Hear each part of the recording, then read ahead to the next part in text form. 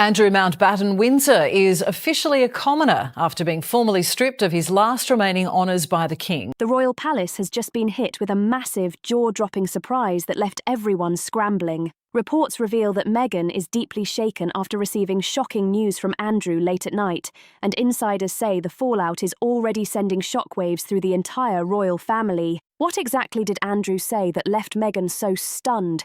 How did it ignite such a huge turmoil in the palace? Let's dive into the tangled stories of drama, family conflict, and behind-the-scenes political manoeuvring. This is about the memoir that shook everything to its core. Virginia Giuffre had been telling her story for years, about Jeffrey Epstein, Ghislaine Maxwell, and the powerful men who she claimed had harmed her. Yet it wasn't until her book, Nobody's Girl, was published after her death in October 2025 that her claims truly hit the British royal family like a bombshell. Tragically, Giuffre had taken her own life in April 2025, leaving behind a detailed account that explained years of abuse and suffering. With Prince Andrew playing a central role in her story, the book became an instant sensation, rocketing to #1 on Amazon even before its official release date. Readers worldwide were confronted with shocking, specific accounts that left many horrified. Giuffre described being coerced into intimate relations with Andrew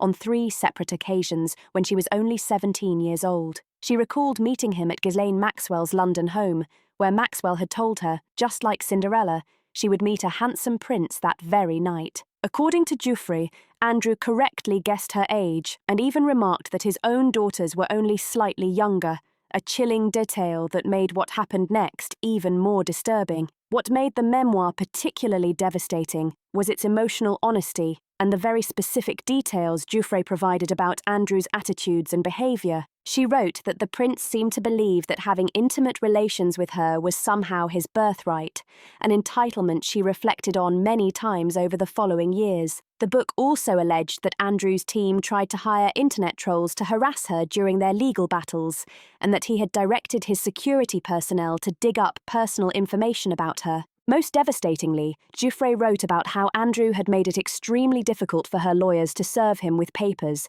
fleeing to Queen Elizabeth's Balmoral Castle in Scotland and hiding behind its heavily guarded gates. The timing of the memoir's release could not have been worse for the royal family. King Charles was already grappling with his own health issues following a cancer diagnosis, while the monarchy was struggling to maintain public support during a period of significant transition. The graphic nature of Giuffre's allegations, combined with the public sympathy over her tragic death, created the perfect storm of outrage, forcing the king to act in ways few could have anticipated. Just weeks earlier, Andrew's frantic attempts to cling to his privileges had reached a breaking point, leaving him scrambling for leverage. Following the publication of Giuffre's memoir, Prince Andrew initially refused to accept the reality of his situation. 4 days before the book officially hit shelves, he announced that he would voluntarily give up his Duke of York title, hoping the move would appease critics and allow him to retain a shadow of his former status. In his statement, Andrew insisted he was putting duty to my family and country first, while continuing to deny all allegations. Yet behind the polished words, he was locked in a private battle, fighting tooth and nail to maintain the luxurious lifestyle he had enjoyed at Royal Lodge, the 30-room mansion on the Windsor estate he had called home for decades. Andrew had signed a 75-year lease on the property in 2003, paying only £1 million up front, with the obligation to handle all maintenance and refurbishments himself. Now, with King Charles determined to evict him, Andrew was desperately searching for any legal loophole or delay tactic that might allow him to stay, sources say. He reportedly made extraordinary demands in exchange for leaving quietly. Insiders suggest he sought a financial settlement as high as $99 million before agreeing to vacate, but money wasn't enough. He also demanded full-time staff, including a cook, gardener, housekeeper and driver, plus round-the-clock police protection at his next residence. Andrew made it clear that he expected his future home to maintain the same standard of living he had at Royal Lodge. despite no longer holding an official royal role or income beyond his naval pension. The standoff with the king dragged on for weeks, with Andrew exploiting every possible delay to boost his bargaining position. Sources reported that he was particularly worried about the property's poor condition. The Crown Estate had warned him that due to dampness, peeling paint, and structural issues, he might not receive compensation at all, another potential embarrassment for a man who once enjoyed unlimited access to royal resources. King Charles faced a heart-wrenching decision. Stripping Andrew of all royal titles was among the most painful choices of his reign. Despite the scandals and public outrage surrounding Andrew's links to Epstein, Charles had hoped that a quiet retirement would contain the damage. He understood all too well how painful it would be for Andrew to lose everything that had defined him since birth: his identity, privilege, and place in the family hierarchy. By late October 2025, however, Charles realised that small measures were no longer enough. Geoffrey's memoir had reignited public fury, and surveys indicated most Britons wanted Andrew stripped of any royal role. Experts warned that even partial involvement could damage the monarchy's reputation for years, particularly as younger generations were already questioning its relevance and importance. The king was also under intense pressure from his eldest son, Prince William. For months, William had pushed for decisive action against Andrew. He knew that one day he would be king, and that for the monarchy to survive, it needed to remain respected and meaningful in modern Britain. William understood that keeping Andrew in the royal family would send the wrong message about responsibility, accountability, and the values that underpin the royal institution. He had warned his father that the Andrew situation needed to be fixed immediately before it could threaten William's future as king, and that delaying action would only make matters worse. Then, on October 30th, 2025, Buckingham Palace dropped a historic statement that would forever change Andrew's life. The announcement was short, but its impact was devastating and final. His Majesty had launched a formal process to strip Andrew of all his style, titles, and honours. From that moment on, he would no longer be called Prince Andrew or carry the Royal Highness designation. Instead, he would be known simply as Andrew Mountbatten Windsor, a name that erased every visible marker of his royal identity. The statement also gave formal notice that Andrew had to surrender his lease at Royal Lodge and relocate to a private residence. Effectively, this ended his tenure at one of the most prestigious addresses on the Windsor estate. The precedent was extraordinary, and experts in law and royal history pointed out that this was the first time since 1936 that a senior British royal had been so openly sidelined by a reigning king. By invoking a special legal instrument known as letters patent, King Charles demonstrated he was ready to wield every ounce of his authority to protect the monarchy's reputation, even if it required difficult personal choices. The situation gained extra gravity because of the language in the palace statement, which emphasised that these actions were necessary, even though Andrew continues to deny all allegations. This distinction was crucial. It made clear that the king's actions weren't a judgment on Andrew's guilt, but rather a recognition that his association with Jeffrey Epstein and the surrounding allegations had become too dangerous to the family's public standing. The statement essentially acknowledged that sometimes protecting the monarchy means making harsh decisions, even when they involve loved ones. Andrew's loss of status carried immediate consequences. He would no longer receive the generous annual allowance that had supported his lifestyle. Since Queen Elizabeth's passing, his security detail, previously automatic for royals, would now have to be funded by King Charles if Andrew wanted protection at all. Most notably, he was required to leave Royal Lodge and move to a much smaller home on the Sandringham estate. Sources reported the new residence was modest and lacked the grandeur of the mansion he was leaving behind. Observers also noted that Andrew's daughters, Princess Beatrice and Princess Eugénie, would retain their titles despite their father's downfall. This decision revealed that the king wanted to penalise Andrew while shielding his children from collateral damage. According to insiders, Andrew himself had pushed to protect his daughter's status, even striking a private deal with Charles to ensure Beatrice and Eugénie remained unaffected by their father's troubles. The need for such negotiations highlighted just how completely Andrew's influence within the family had crumbled. Meanwhile,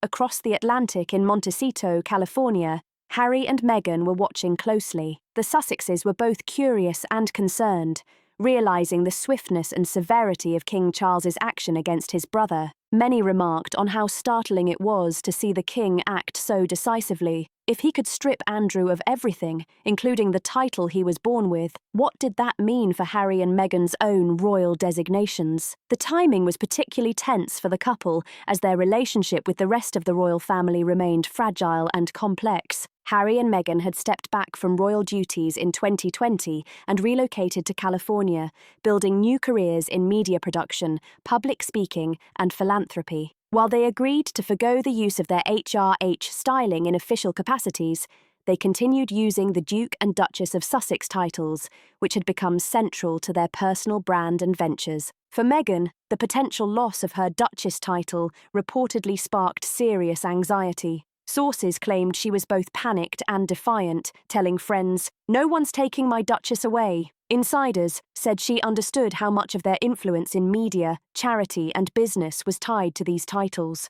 Without them, the dynamics of their public presence could shift dramatically, possibly limiting access to key platforms and opportunities that had fueled their California venture. Royal correspondent Rob Shooter reported that an insider confirmed Meghan felt just as affected as Harry. They realised that the precedent set with Andrew meant Harry's titles were no longer as secure as once believed. While Harry's position as the king's son provided some protection, experts noted that once Prince William ascended the throne, he could potentially alter Harry's titles. And William was known to harbour deep resentment over Harry's past public criticisms of the royal family, another layer of tension in the mix. The stakes were high, and the palace drama was reaching historic proportions. Picture the scene. It's exactly 9:15 a.m. on a grey London morning, behind the imposing doors of Clarence House. An emergency session has been called in total secrecy. Inside the room were the king's closest legal advisers,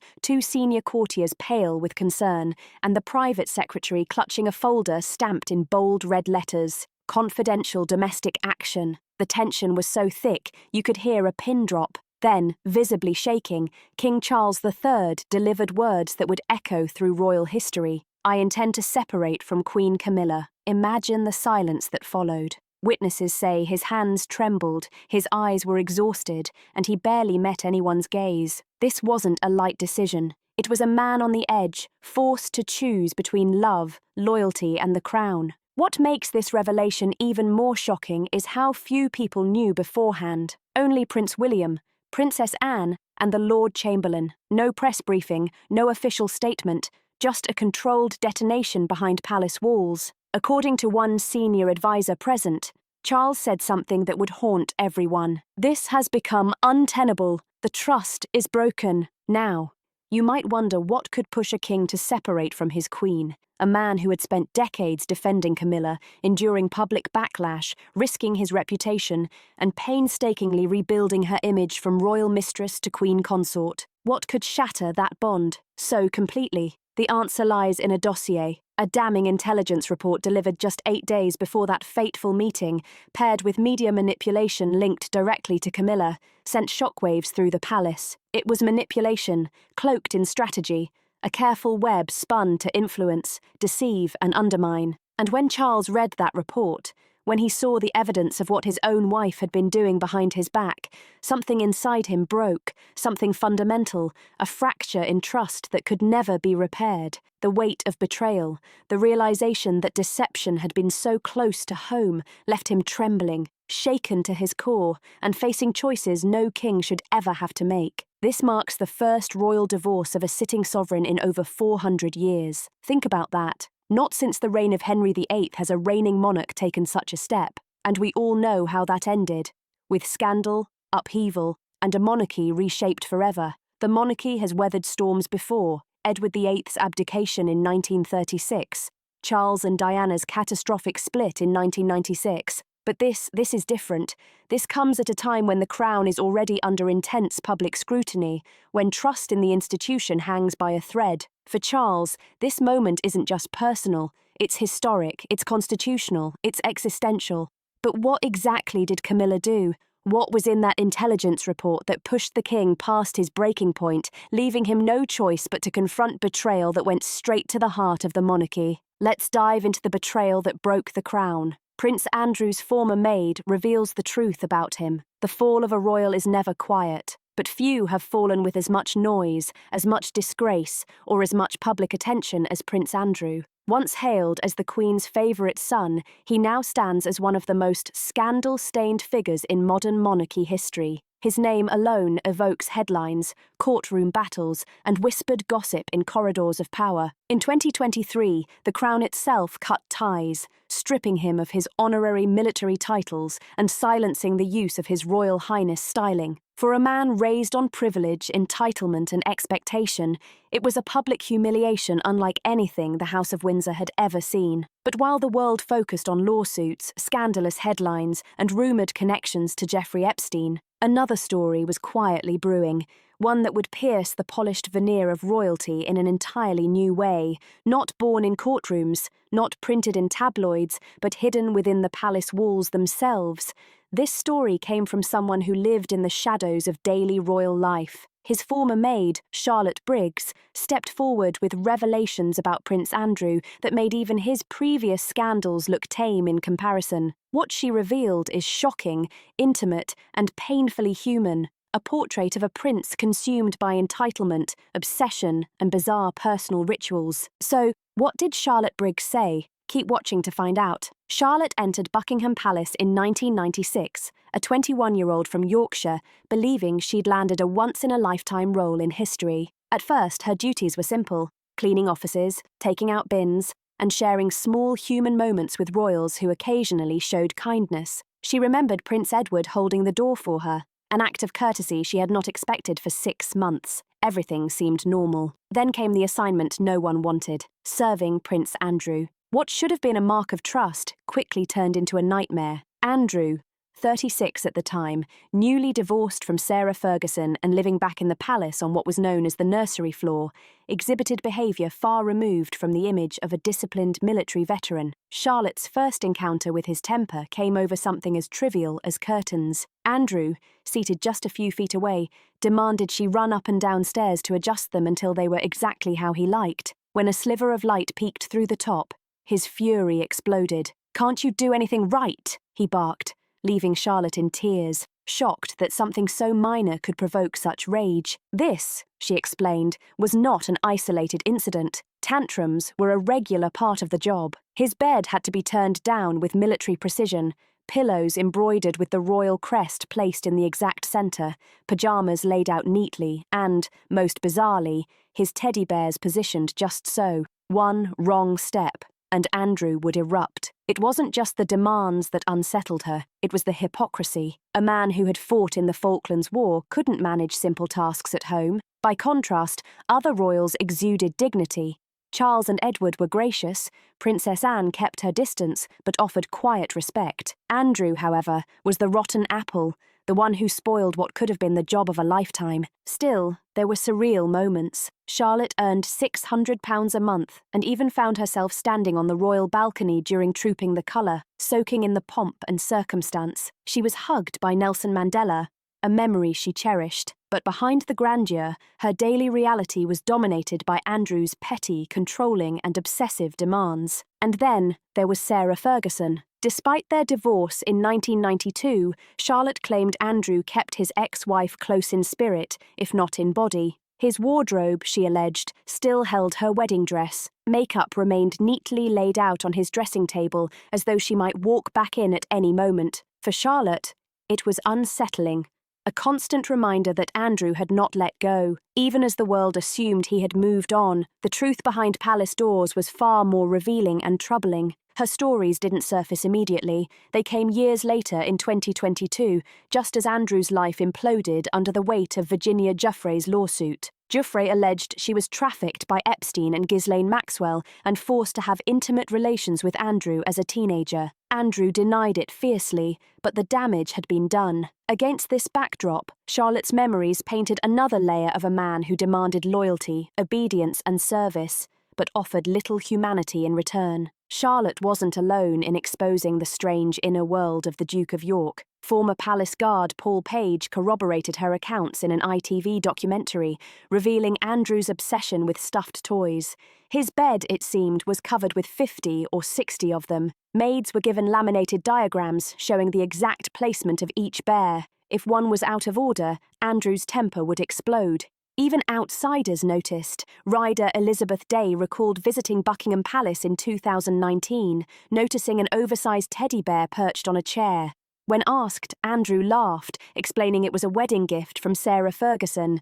What might have seemed quirky suddenly seemed alarming when combined with years of testimony about his childish, obsessive behaviour. Through Charlotte's eyes, the myth of royal dignity crumbled. Andrew wasn't just a disgraced prince facing legal battles. He was, in her words, a bad apple. A man so consumed by entitlement that even the simplest tasks became someone else's burden. Her account offered a rare, unfiltered glimpse behind the gilded curtain, revealing a world of control, obsession, and fragile egos that no palace PR team could ever polish. Silence was the chosen response. When pressed about Charlotte's claims, no comment came. It was the same tactic used for decades: ignore, outlast, and hope the noise fades. But times have changed, and the palace could no longer rely solely on tradition to contain scandal and public outrage, leaving Andrew's reputation and the institution itself vulnerable in ways history would remember. Silence, once a shield, now amplifies suspicion. What makes Charlotte's revelation so powerful isn't just the content, but its timing. They surfaced at Andrew's lowest point, when public opinion had already turned decisively against him. Her words reinforced the narrative. The man who once stood proudly beside his mother on the balcony was not a victim of circumstance, but an architect of his own downfall. As damning as Charlotte's account was, it wasn't the only one shaping the story of the Duke of York's unravelling. King Charles's bold move came during the Duchess of Kent's funeral held on September 16, 2025. Senior members of the royal family arrived in sombre black, the Prince of Wales and the Princess Royal, each embodying the weight of royal duty in a time of personal and national loss. But in the days that followed, it was not the ceremony itself that captured the nation's attention. It was a fleeting 7-second moment involving Prince Andrew, the disgraced Duke of York, and his former wife, Sarah Ferguson, the Duchess of York. The short clip, filmed outside St. George's Chapel, showed Andrew speaking to Sarah in what seemed like a brief, cheerful exchange. Harmless gestures on any ordinary day, but devastating in this context. As the rest of the royal family stood in mourning, Andrew appeared relaxed, even amused. Within hours, those few seconds ignited a storm. The footage began spreading across social media almost instantly. By midnight, it had reached over 2 million views. The caption on one viral post read simply, "He's laughing at a funeral." Major newspapers and broadcasters seized on the story. The Guardian described the moment as a stunning lapse of judgment, while the Telegraph called it an optical nightmare for a monarchy already under strain. Within 48 hours, a private meeting was convened at Clarence House. Present were King Charles, Prince William, and Princess Anne. The agenda was short but explosive. The future of the Yorks, the sprawling 30-room mansion in Windsor that Prince Andrew had occupied since 2003, was now on the line. Once the cherished home of the late Queen Mother, Royal Lodge had come to symbolise royal privilege and excess. Maintaining the property cost millions of pounds each year. As one palace insider reportedly told The Times, the funeral was the tipping point. For months, the king had carried on with the same poise and composure that defined him for decades. He smiled before cameras, shook hands with dignitaries, and performed his royal duties as if everything were perfectly fine. The world saw a confident monarch, calm, graceful, and steady. Yet those who looked closer could sense the subtle changes. His once brisk walk had slowed, his gestures carried a weight.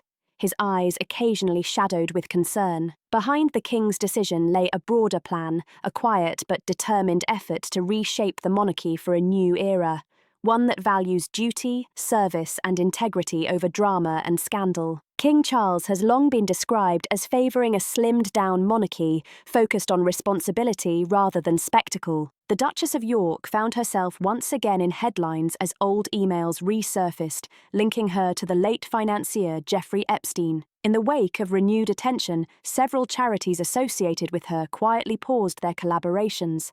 Financially and reputationally, the Yorks were now seen as a liability. According to sources close to the Crown Estate, a new internal document term appeared: Royal Lodge Status Review. No official statement has yet been made. Buckingham Palace has declined to comment, but within the corridors of Windsor, whispers are growing louder. If the rumours prove true, it would be the first time in modern royal history such an act was taken, a bold, unprecedented step. Perhaps it marks King Charles's most decisive move yet as he works to redefine what the royal family represents in the 21st century. Once one of the royal family's most celebrated figures during the glittering 1980s, when he married Sarah Ferguson in a ceremony watched by millions, Andrew's reputation has since crumbled under the weight of scandal, misjudgment, and public scrutiny. His military titles have been stripped. Royal Lodge, his sanctuary, may soon become his last battle. The mansion, with its grand gardens and rich memories of royal history, has been under scrutiny since early summer. The King's advisors have reviewed its financial and structural state, noting its exorbitant costs and how few believe Andrew can responsibly maintain a monarchy in transition, caught between centuries of tradition and the relentless glare of modern media. The world no longer waits for palace statements. It reacts instantly to 7-second clips, viral hashtags, and online outrage. The funeral video may have lasted just 7 seconds, but its impact has stretched far beyond that. What seemed like a fleeting, harmless exchange has forced a confrontation inside the royal household, one about responsibility, image, and the future of the crown itself for King Charles. The decision represents something deeper, something historic, and something that will echo through the ages. Which of these royal stories affected you the most? Do you believe King Charles made the right decision about Andrew, or should family loyalty have come first? Share your thoughts in the comment section. Remember to like, share, and subscribe for more. Also, click the next video showing on your screen. You won't want to miss it.